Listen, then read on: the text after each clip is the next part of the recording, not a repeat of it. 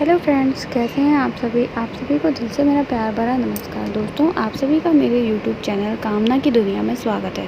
दोस्तों, आज मैं आप सभी के लिए बहुत ही इंटरेस्टिंग स्टोरी लेके आई हूँ। ये कहानी है दो रानियाँ और उनकी बेटियों की कहानी। उम्मीद करती हूँ आपको मेरी कहानी अच्छी लगेगी। तो आइए चलिए बिना समय को बर्बाद किए हुए हम अपनी कहानी को शुरू करते हैं। बहुत वर्ष पहले एक राजा की दो रानियाँ थीं। बड़ी रानी शोभा बहुत अच्छे स्वभाव की दयावान स्त्री थी। छोटी रानी रूपा बड़ी कठोर और दुष्ट थी। बड़ी रानी शोभा की एक पुत्री थी जिसका नाम था देवी। रानी रूपा की भी एक बेटी थी जिसका नाम था तारा। रानी रूपा बड़ी चालाक और महत्वाकांक्षी स्त्री थी। वह चाहती थी कि राज्य की सत्ता उसके हाथ में रहे। राजा भी उससे दबा हुआ था। रानी रूपा बड़ी रानी और उसकी बेटी से नफरत करती थी। एक दिन उसने राजा से कह दिया कि रानी शोभा और देवी को राजमहल से बाहर निकाल दिया जाए। राजा रानी रूपा की नाराज़गी से डरता था। उसे लगा कि उसे वही करना पड़ेगा जो रूपा चाहती है। उसने बड़ी रानी और उस बेटी को राजमहल के बाहर एक छोटे से घर में रहने के लिए भेज दिया। लेकिन रानी रूपा की घृणा इससे भी नहीं हटी। उसने देवी को आज्ञा दी कि वह प्रतिदिन राजा की गायों को जंगल में चराने के लिए ले जाया करे। रानी शोभा ये अच्छी तरह से जानती थी कि यदि देवी गायों को चराने के लिए गई तो रानी रूपा उन्हें किसी और परेशानी में डाल देगी। इसलिए उसने अपनी लड़की से कहा कि वह रोज़ सुबह गायों को जंगल में चरने के लिए ले जाया करे और शाम के समय उन्हें वापस ले आया करे। तो फिर देवी को अपनी माँ का कहना तो मानना ही था। इसलिए वह रोज़ सुबह गायों को जंगल में ले जाती थी। एक शाम जब वह जंगल से घर लौट रही थी तो उसे अपने पीछे एक धीमी सी आवाज़ सुनाई दी और उस आवाज़ ने उससे कहा कि देवी देवी, क्या तुम मुझसे विवाह करोगी? तो ये आवाज़ सुनकर देवी डर गई और जितनी जल्दी हो सका उसने गायों को घर की ओर हाँका। दूसरे दिन भी जब वह घर लौट रही थी तो उसने वही आवाज़ पुनः सुनी। वही प्रश्न उससे फिर पूछा गया कि देवी देवी, क्या तुम मुझसे विवाह करोगी? तो रात को देवी ने अपनी माँ को उस आवाज़ के बारे में कहा। माँ सारी रात इस बात पर विचार करती रही। सुबह तक उसने निश्चय कर लिया कि क्या किया जाना चाहिए। तो उसने कहा, अपनी लड़की से बोली कि सुनो बेटी, मैं तुम्हें बता रही हूँ कि यदि आज शाम के समय तुम्हें वही आवाज़ सुनाई दे तो तुम्हें क्या करना होगा? तो फिर देवी ने अपनी माँ से कहा कि बताइए माँ, मुझे क्या करना चाहिए?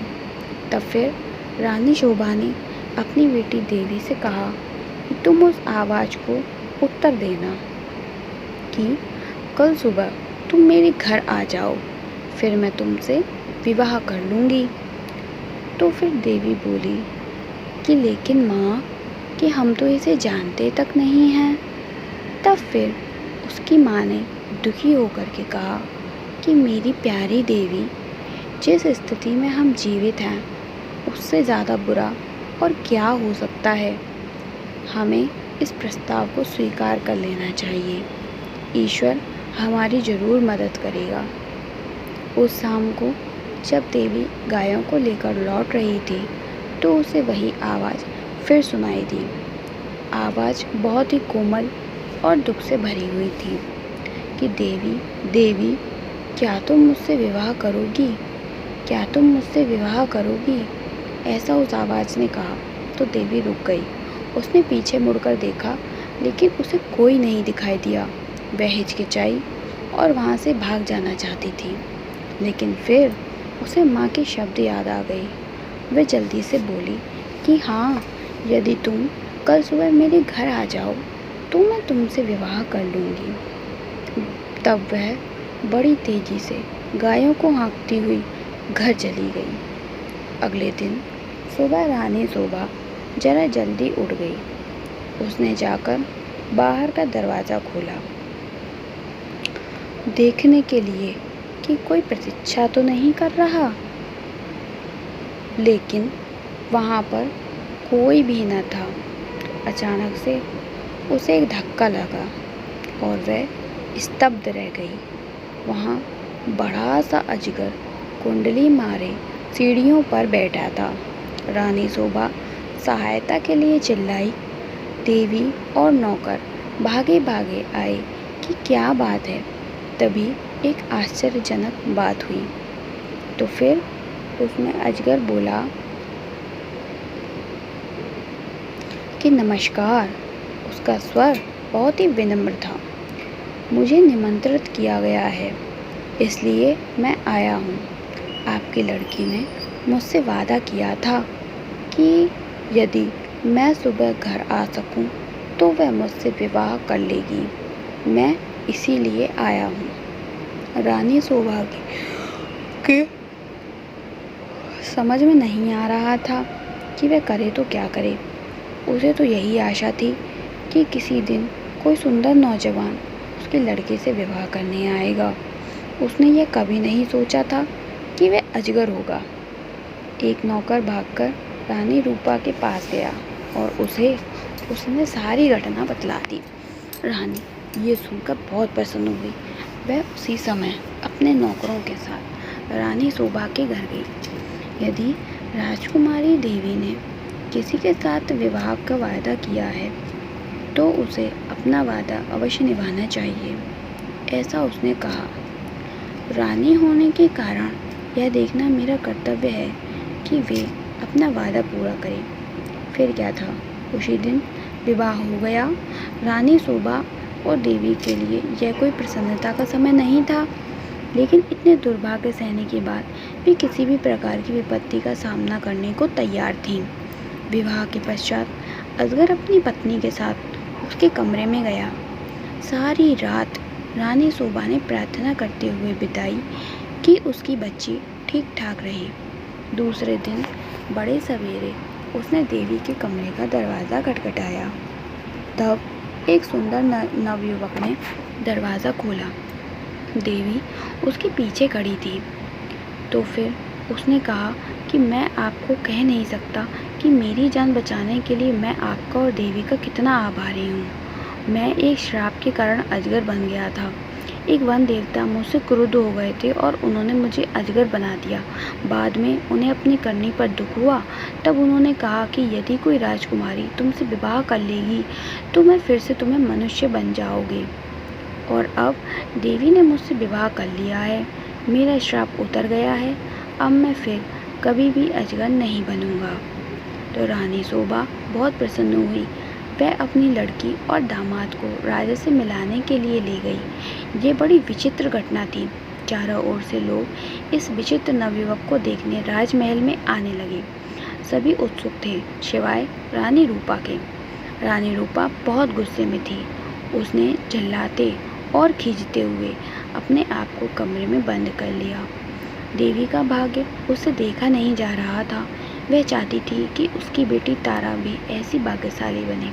आखिरकार उसे एक युक्ति सूझी। उसने अपनी लड़की को बुलाया कि देवी का विवाह तो हो गया है, ऐसा वह बोली, इसलिए गायों को जंगल में चराने के लिए तुम ले जाया करो। तो तारा चीख कर बोली कि नहीं, इतने नौकर हैं तो फिर मैं गाय चराने क्यों जाऊं। तो फिर रानी ने गुस्से में बोला कि ये मेरी आज्ञा है। एक बात और भी सुनो, यदि जंगल में कोई तुमसे विवाह का प्रस्ताव करने को कहे तो तत्काल हाँ कर देना। यदि वह अगले दिन सुबह हमारे घर आ जाए तो तुम उससे विवाह कर लोगी। तारा की माँ इस योजना से भयभीत हो गई। वे गायों को जंगल में नहीं ले जाना चाहती थी।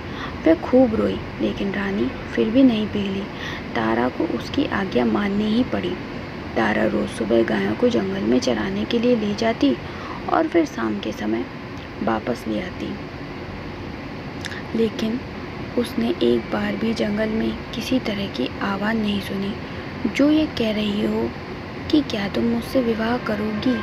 फिर भी रानी निराश नहीं हुई। जंगल में कोई अजगर तो था नहीं तो तारा से विवाह का प्रस्ताव करता। इसलिए उसने खुद अजगर ढूंढने का निश्चय किया। उसने अपने नौकरों को एक अजगर लाने की आज्ञा दी। बहुत खोज करने पर काफ़ी दिनों पश्चात उन्हें एक बहुत बड़ा अजगर मिला। उसे पकड़कर फिर राजमहल में ले आए। आखिरकार रानी का अभिप्राय पूरा हो गया और उसने तारा का विवाह इस अजगर से कर दिया। अब रानी को संतोष हुआ। विवाह की रात तारा तथा अजगर को एक कमरे में बंद कर दिया गया।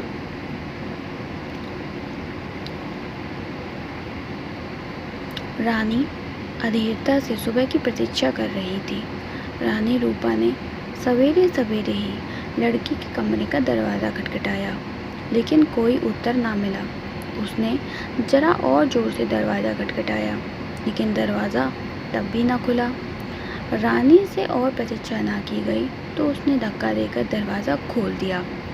तो फिर उसने देखा कि मोटा सा अजगर ज़मीन पर पड़ा हुआ था, लेकिन तारा का कहीं पता नहीं था। तो रानी चीख पड़ी। महल में सभी ने उसकी चीख सुना। राजा और नौकर भागे आए कि क्या बात है, राजकुमारी कहाँ है? सब चिल्लाए। वह तो अजगर के पेट में होगी, ऐसा रसोइया ने बोला कि देखो वे कितना मोटा हो गया है। रानी अब बड़ी जोर जोर से रोने लगी और राजा भी रोने लगा। रसोइया अपना सबसे बड़ा चाकू ले आया और वह बोला कि यदि वह अब तक जीवित हुई तो मैं राजकुमारी को बचाने की कोशिश करूँगा। उसने अजगर का पेट चीर डाला। तारा अच्छी भली जीवित थी तो रसोइये ने उससे बाहर खींचा। वह चीख मारकर अपनी माँ की तरफ भागी। अजगर की मृत्यु हो गई और साथ में रानी रूपा की शिक्षा की भी कि तारा का विवाह देवी की तरह ही किसी योग्य और संपन्न नवयुवक से हो। तो दोस्तों, हमारी कहानी यहीं ख़त्म होती है। आपको मेरी कहानी कैसी लगी? उम्मीद करती हूँ पसंद आई होगी। प्लीज़ कमेंट बॉक्स में ज़रूर बताइएगा। पसंद आई हो तो कृपया इसे लाइक कर दें तथा मेरे चैनल को सब्सक्राइब कर दें तथा मेरे चैनल में और भी बहुत सारी इंटरेस्टिंग स्टोरी पड़ी हुई हैं, उनको भी प्लीज़ ज़रूर देखने का कष्ट करें।